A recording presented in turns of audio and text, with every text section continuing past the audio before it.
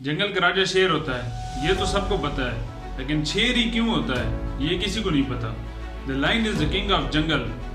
जंगल में शेर ही क्यों राजा होता है? क्योंकि और भी इस तरह के बहुत से जानवर होते हैं, उनमें से क्यों नहीं कोई होता? सबसे बड़ा जानवर तकरीबन एलिफेंट है। क्या ये एलिफेंट की तरह बड़ा होता है? और लंबाई में तकरीबन ज़राफ। तो क्या ये फॉक्स की तरह चुस्त और चालाक होता है? नहीं ना, इसमें तीनों खूबियाँ नहीं है। फिर ये जंगल का किंग क्यों है? इसे जंगल का किंग क्यों कहा जाता है शेर को?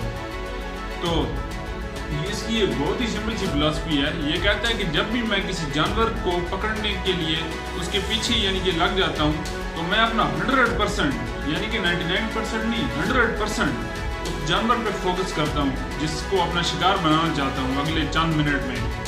तो मैं मेरा 99% नहीं 100%, मैं ज़रा सा भी अगर 1% भी मेरा भटका इधर से उधर, तो मैं उस टारगेट से हट जाता हूँ और वो टारगेट डिस्ट्रैक्ट हो जाता है। यानी कि मैं जिस जानवर को पकड़ने लगता हूँ, अगर मेरा ध्यान थोड़ा सा भी भटक जाए, इधर से उधर हो जाए, तो वो जानवर भाग जाता है। आपने अक्सर देखा होगा डिस्कवरी चैनल्स पे कि जब शेर अपना शिकार कर रहा होता है तो बिल्कुल इधर से उधर नहीं देखता, वो 100% फोकस कर रहा होता है उस पर। तो किसी ने शेर से पूछा, आप जंगल का सबसे बड़ा यानी कि किंग क्यों है? आप जंगल के, आपको जंगल का किंग क्यों कहा जाता है? तो शेर ने बहुत ही एक ज़बरदस्त जवाब दिया कि मेरी एक सिंपल सी फिलॉसफी है, यानी कि मेरा एक कॉन्फिडेंस है, कॉन्फिडेंस, एतमाद जिसे कहते हैं। शेर कहता है कि मैं जंगल का बादशाह इसलिए हूँ क्योंकि मुझे लगता है कि मैं जंगल का बादशाह हूँ।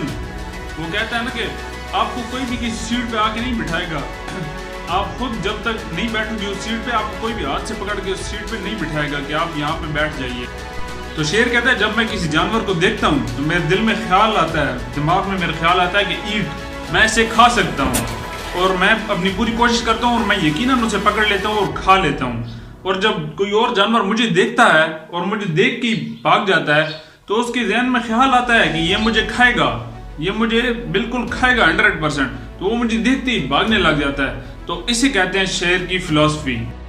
एक सुबह जंगल में जब हिरन जागता है तो सोचता है आज अगर जी जान लगा के नहीं भागा तो मारा जाऊंगा। उसी सुबह एक शेर जागता है और सोचता है आज अगर जी जान से नहीं भागा तो भूखा रह जाऊंगा। आप शेर हो या फिर हिरन, जिंदगी की लाइफ में आपको भागना तो पड़ेगा ही कामयाब होने के लिए। घर बैठे बैठे रास्ते किसी को भी नजर नहीं आते, घर से बाहर निकलना पड़ता है, एक रास्ते पे चलना पड़ता है तो बाकी रास्ते तब नजर आते हैं। हम कहते हैं कि बस एकदम से हम अमीर हो जाए, सब कुछ हमारे पास आ जाए, हम एकदम से कामयाब हो जाएं, तो इस तरह नहीं होता।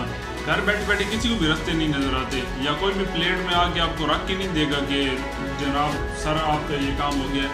तो काम के पीछे भागना पड़ता है, कामयाब होने के पीछे बहुत सी कोशिशें करनी पड़ती हैं, घर से बाहर निकलना पड़ता है और रास्तों को देखना पड़ता है। एक रास्ते पे चलेंगे अगले 4 रास्ते और नजर आएंगे, उनसे चलेंगे तो यकीनन कामयाबी की तरफ पहुंच जाएंगे। वो मैंने आपको शेर की मिसाल दी, उससे अपनी ज़िंदगी को समझिए।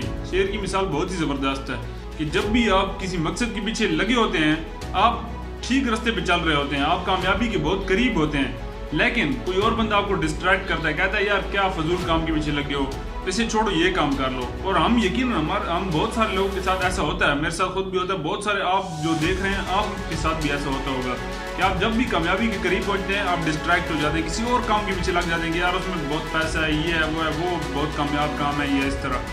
तो शेर की मिसाल देखिए कि 100% जिस काम के पीछे लगे हो 100% उस काम के पीछे फोकस करना चाहिए, 99% भी नहीं 100%। अगर ज़रा सा भी ध्यान आपका भटका तो वो शिकार आपसे मिस हो जाएगा, यानी कि आप उस मकसद से रह जाएंगे।